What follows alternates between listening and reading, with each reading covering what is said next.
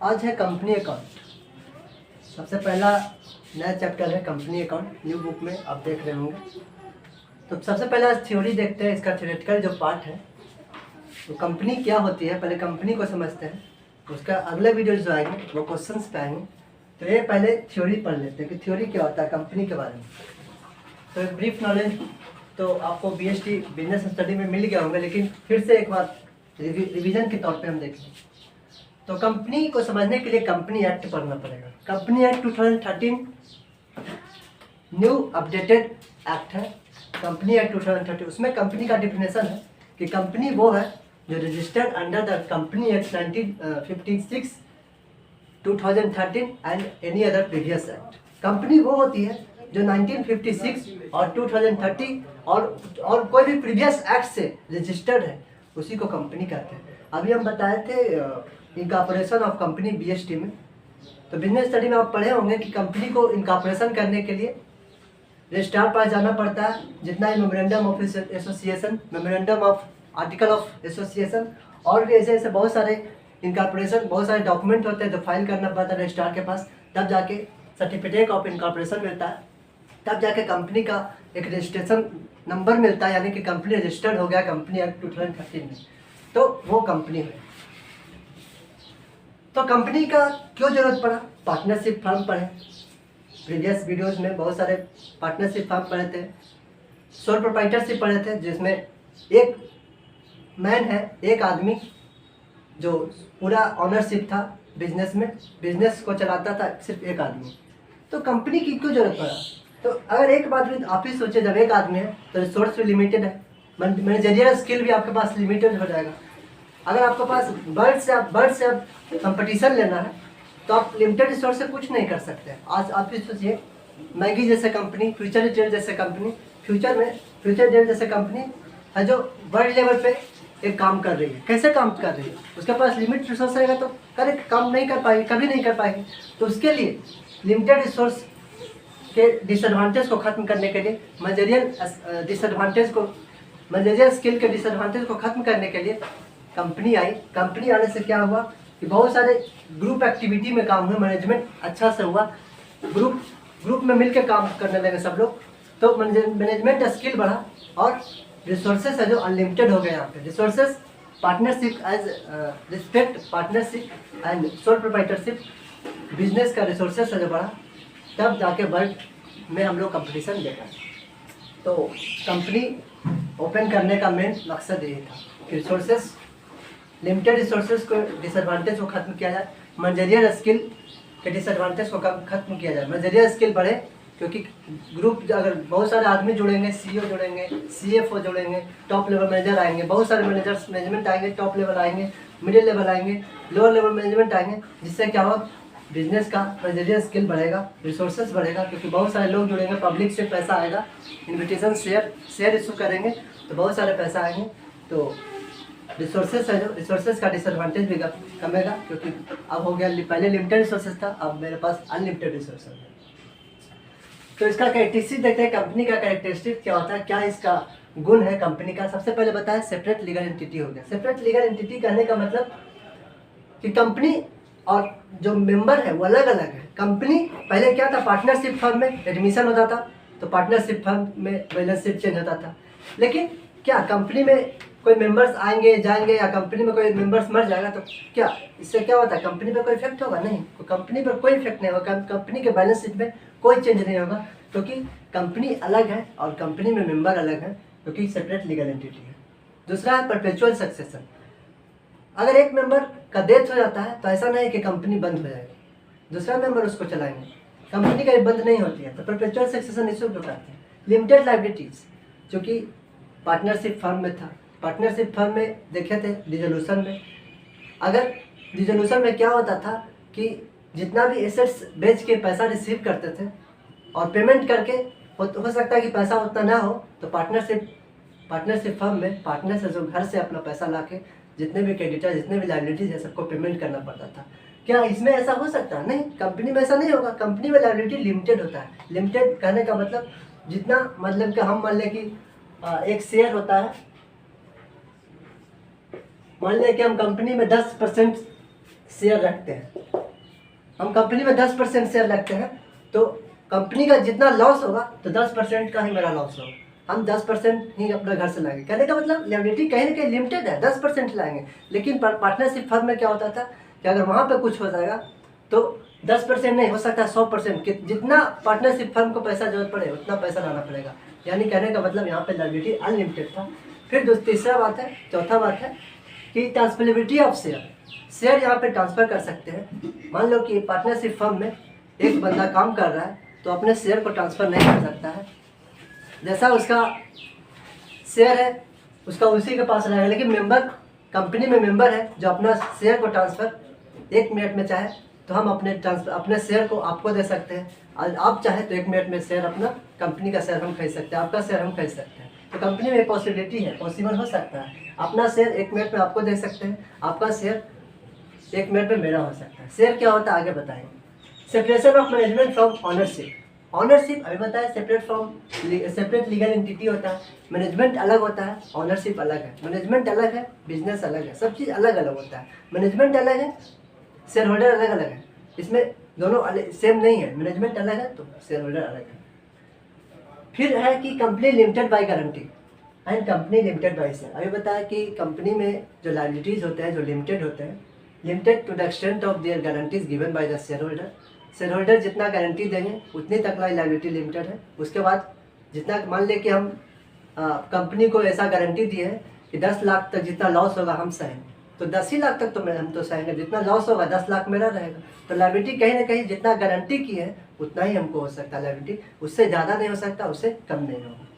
ठीक है। Company limited by share दूसरा भी होता है लायबिलिटी लिमिटेड बाय गारंटी होता है, जो मेंबर्स शेयर होल्डर खुद गारंटी देते हैं, जितना लायबिलिटी होगा उतना हम पेमेंट करेंगे। कंपनी लिमिटेड बाय शेयर कभी कभी होता है कि शेयर भी कॉल करके बुलाया जाता है। फर्स्ट कॉल होता है, अलॉटमेंट होता है, एप्लीकेशन होता है, सब आगे बताएं क्या होता है। तो शेयर कभी कभी होता है कि 1 रुपये का एप्लीकेशन होता है, 2 रुपये का अलॉटमेंट होता है, 5 रुपये का फर्स्ट कॉल होता है और 3 रुपये का सेकंड कॉल होता है। तो मान लिया कि एप्लीकेशन मनी दे दिए, अलॉटमेंट मनी दे दिए, फर्स्ट कॉल मनी दे दिए, सेकंड कॉल मनी नहीं दिए हैं, तो मेरा लायबिलिटी कहाँ तक रहेगा? बस 3 रुपये तक ही रहेगा, उससे ज़्यादा नहीं रहेगा। मतलब कहने का मतलब company limited by share, company limited by share कहने का मतलब जितना मेरा लायबिलिटी लिमिटेड है, कहीं ना कहीं जितना हम शेयर खरीदे हैं, जितना का मतलब शेयर खरीदे हैं, जितना हम पेमेंट कर दिए हैं उतना तक लायबिलिटी लिमिटेड नहीं है, जितना पेमेंट नहीं किए उतना तक मेरा लायबिलिटीज। तो कहीं ना कहीं लायबिलिटी लिमिटेड है, मेनली यही है। आप पढ़ते हैं कंपनी कितने प्रकार के होते हैं, तो कंपनी मेनली 3 प्रकार के होते हैं, private company, public company and 1 person company, जो आपके की बुक में दिया हुआ है। तो सबसे पहले प्राइवेट कंपनी देखते हैं। प्राइवेट कंपनी पढ़ने के लिए सेक्शन 2 क्लॉज 68 पढ़ना पड़ेगा कि सेक्शन 2 क्लॉज 68 प्राइवेट कंपनी के बारे में क्या कहते हैं। तो private company is the company which have article of association. अभी बताए थे कि कोई भी कंपनी को रजिस्टर करने के लिए रजिस्ट्रार पास डॉक्यूमेंट जमा करना पड़ता है, article of association, memorandum of association, ऐसा जैसा डॉक्यूमेंट जमा करना पड़ता है। तो आर्टिकल ऑफ एसोसिएशन क्या कहता है कि restrict the right of transfer its share. कहने का मतलब प्राइवेट कंपनी वो कंपनी है जिसमें शेयर का ट्रांसफरेबिलिटी नहीं है। यानी अगर हम शेयर खरीद लिए हैं तो हम शेयर अपना ट्रांसफ़र नहीं कर सकते हैं। Second, limit the number of its member to 200। कहने का मतलब कि इसमें मेंबर है, number of member private company में मिनिमम 2 हो सकते हैं, मैक्सिमम 200 हो सकते हैं, इससे ज़्यादा नहीं हो सकते। तीसरा है prohibit any invitation to the public to subscribe security. कहने का मतलब अगर हमें पैसा कंपनी के पैसा की जरूरत पड़ेगा तो प्राइवेट कंपनी में पब्लिक से पैसा नहीं ले सकते हैं, क्योंकि आर्टिकल उसको रिस्ट्रिक्ट करता है, आर्टिकल से बाहर नहीं जा सकते, क्योंकि कहीं ना कहीं लीगल एग्जिस्टेंस है कंपनी का, लॉ से बाहर कोई एक्ट से बाहर नहीं जा सकते कंपनी, क्योंकि कहीं ना कहीं उसका लीगल एग्जिस्टेंस है, कहीं ना कहीं वो कंपनी लॉ बनाई है, तो लॉ को कन्वेंस नहीं कर सकते, लॉ को डिसरिगार्ड नहीं कर सकती है, लॉ जो कहता है उसको फॉलो करना पड़ेगा, उसको पालन नहीं करना पड़ेगा। तो प्राइवेट कंपनी और कहीं ना कहीं पार्टनरशिप फर्म लगभग एक ही हो रहा है। कहीं ना कहीं नंबर ऑफ मेंबर भी लिमिटेड कर दिया तो रिसोर्स लिमिट हो जाएगा, मैनेजरियल स्किल भी लिमिट हो जाएगा। तो प्राइवेट कंपनी का एग्जिस्टेंस क्यों हुआ? तो प्राइवेट कंपनी कहीं ना कहीं अपना में भी एक एडवांटेज देती है, कहीं ना कहीं लायबिलिटीज है लिमिटेड होता है, सभी मेंबर्स का लायबिलिटी लिमिटेड होता है। तो ऐसा नहीं है कि प्राइवेट कंपनी खोलने से पार्टनरशिप फर्म जैसा ही हो रहा है। पार्टनरशिप फर्म अलग है, कंपनी अलग है। कंपनी कहीं ना कहीं मतलब लायबिलिटी है जो लिमिटेड है, लेकिन इसका कुछ ना कुछ डिसएडवांटेज भी है प्राइवेट कंपनी का। देख लीजिए, डिसएडवांटेज यही है कि मेंबर से जो लिमिटेड है, तो लिमिटेड मेंबर रहेगा तो लिमिटेड रिसोर्स भी रहेगा, लिमिटेड रिसोर्स रहेगा तो लिमिटेड मैनेजर स्किल भी रहेगा। तो इस डिसएडवांटेज को खत्म करने के लिए पब्लिक कंपनी एग्जिस्टेंस में आया। पब्लिक कंपनी आने से ये जो मैनेजरियल स्किल पार्टनरशिप फर्म में, सोल प्रोप्राइटरशिप में मैनेजरियल स्किल की कमी देख रहे थे, रिसोर्स की कमी देख रहे थे, वो कमी पूरा किया पब्लिक कंपनी। पब्लिक कंपनी कैसे किया पूरा? तो पब्लिक कंपनी समझने के लिए कि सेक्शन पढ़ते हैं कि सेक्शन क्या कहते हैं पब्लिक कंपनी के लिए। तो सेक्शन 271 पब्लिक कंपनी के बारे में कहती है कि पब्लिक कंपनी वो है जो प्राइवेट कंपनी नहीं है। सिंपल सी बात है, जो प्राइवेट कंपनी नहीं है वो पब्लिक कंपनी है। तो क्या है प्राइवेट कंपनी? तो right to share its member share, तो शेयर को ट्रांसफर कर सकते हैं मेंबर। हाँ, इसमें क्या नहीं था, रिस्ट्रिक्ट करता था। लेकिन पब्लिक कंपनी में क्या है, अपना शेयर है जो ट्रांसफर कर सकता है दूसरे मेंबर को, एक मेंबर दूसरे मेंबर को शेयर ट्रांसफर कर सकता है। हाँ बिल्कुल, पब्लिक कंपनी में कर सकता है, क्योंकि पब्लिक कंपनी कहता है, डिफिनेशन ही कहता है कि पब्लिक कंपनी वो है जो प्राइवेट कंपनी नहीं है। यानी प्राइवेट कंपनी का जितना भी कंडीशन है उसको फॉलो नहीं कर रहा है, यानी कि वही पब्लिक कंपनी है। फिर लिमिट्स, इसमें लिमिट्स है नहीं, इसमें कम से कम मिनिमम मेंबर्स पब्लिक कंपनी में 7 होते हैं। मैक्सिमम का कोई लिमिट है, जितने भी शेयर होल्डर आ सकते हैं, इसमें कोई लिमिटेशन है। यानी कि लिमिटेशन नहीं है तो मेरे पास रिसोर्सेज अनलिमिटेड हो गया, अनलिमिटेड रिसोर्स हो गया। मैनेजरियल स्किल की जो कमी थी प्राइवेट कंपनी में और भी प्राइवेट पार्टनरशिप फर्म और सोल प्रोप्राइटरशिप जैसे फर्म में जो मैनेजरियल स्किल की कमी थी और रिसोर्सेज लिमिटेड की जैसे समस्याएं थी, वो समस्या को ख़त्म किया पब्लिक कंपनी। क्योंकि इसमें कोई मेंबर का नंबर ऑफ मेंबर का रिस्ट्रिक्शन है, कितने मेंबर्स आ सकते हैं, कितने मेंबर जा सकते हैं, लेकिन मिनिमम 7 हो सकता है। एक चीज़ और है, prohibit any invitation to the public. क्या पब्लिक से पैसा मंगवा सकते हैं पब्लिक कंपनी? हाँ, पब्लिक से पैसा पब्लिक कंपनी मंगवा सकती है।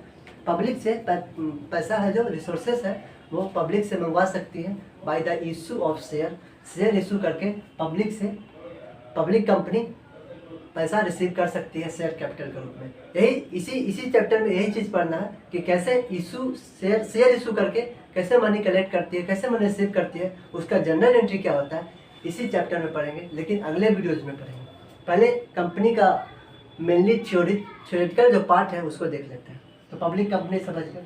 एक और आया 1% कंपनी।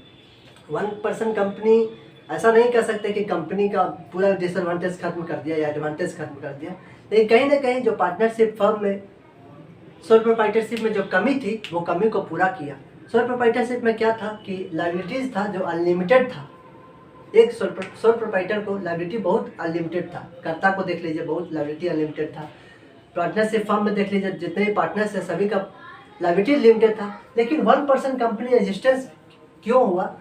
क्योंकि पार्टनरशिप फर्म में जो डिसएडवांटेज था वो पूरा किया। इसमें क्या था कि 1% कंपनी वैसा का प्राइवेट कंपनी होती है जिसका मेंबर मात्र एक हो सकता है, एक ही हो सकता है, 1 member, only 1 as a member, only 1% as a member. यानी कि 1% कंपनी वो कंपनी है जिसका मेंबर सिर्फ एक हो सकता है। क्या इसका लायबिलिटी लिमिटेड होता है? हाँ, इसका लायबिलिटी लिमिटेड होता है, इसलिए तो 1% कंपनी है। यानी कि जो सोल प्रोप्राइटर्स का डिसएडवांटेज था वो 1% कंपनी पूरा किया। आगे देखते हैं कि शेयर क्या होता है, शेयर का डिफिनेशन क्या होता है। इसको अगले वीडियो में बहुत अच्छे से समझेंगे, बारीक से समझेंगे, अकाउंटिंग पॉइंट ऑफ व्यू से शेयर का बारे में समझें कि शेयर क्या होता है। अभी तो हम थ्योरेटिकल पार्ट पढ़ रहे हैं, तो अभी हम अकाउंटिंग की तरफ नहीं बढ़ना, अगले वीडियोज़ में अकाउंटिंग की तरफ बढ़ेंगे। तो इस वीडियो में केवल थ्योरेटिकल पार्ट देख लेते हैं, अगले वीडियो में बहुत अच्छे से शेयर के बारे में समझें, क्योंकि यही चैप्टर है पूरा मोस्टली जो चैप्टर है शेयर पर ही झुकाव है। पूरा शेयर है जो शेयर पर ही पूरा चैप्टर फोकस है।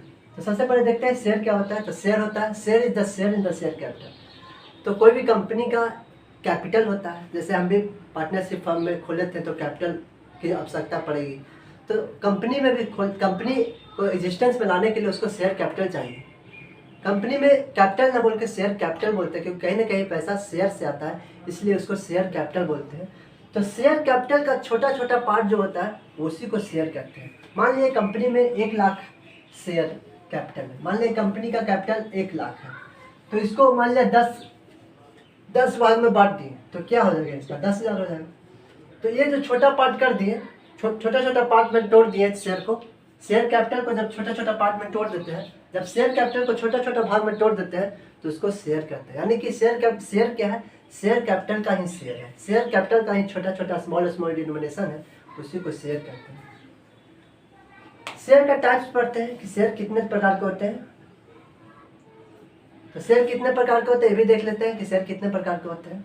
तो सबसे पहला है प्रेफरेंस शेयर और दूसरा है इक्विटी शेयर। प्रेफरेंस शेयर किसको कहते हैं, जिसको प्रेफरेंशियल राइट मिलेगा, यानी कि right to receive dividend first. यानी अगर कंपनी डिविडेंड डिक्लेयर कर देगी तो सबसे पहले डिविडेंड किसको दिया जाएगा, प्रेफरेंस शेयर को, तब उसके बाद इक्विटी शेयर होल्डर को दिया जाएगा। सबसे पहले जो डिविडेंड है, प्रॉफिट का जो पार्ट है, सबसे पहले प्रेफरेंस शेयर होल्डर को मिलेगा, दूसरा है इक्विटी शेयर होल्डर को मिलेगा।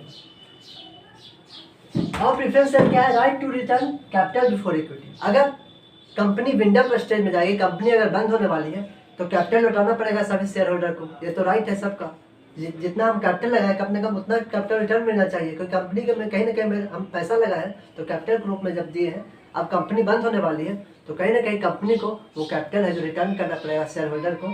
तो सबसे पहले अगर रिटर्न होगा तो किसको मिलेगा, तो सबसे पहले प्रेफरेंस शेयर होल्डर को मिलेगा, तब जाके इक्विटी शेयर होल्डर को मिलेगा। यानी कि प्रेफरेंस शेयर होल्डर क्या होता है, preference share is the share which have right to receive the dividend first before the equity share and right to return the capital before equity share. Equity share क्या होता है, equity share is the share which have right to receive dividend after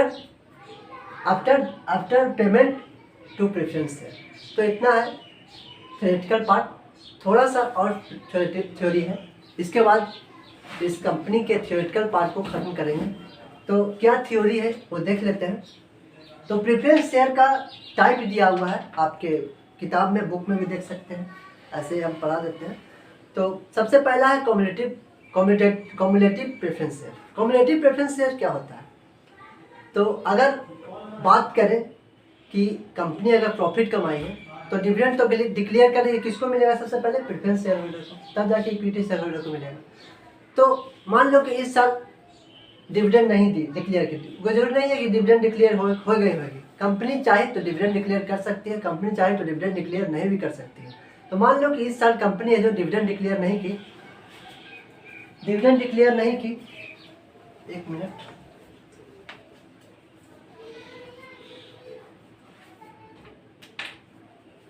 हम पढ़ रहे हैं cumulative preference.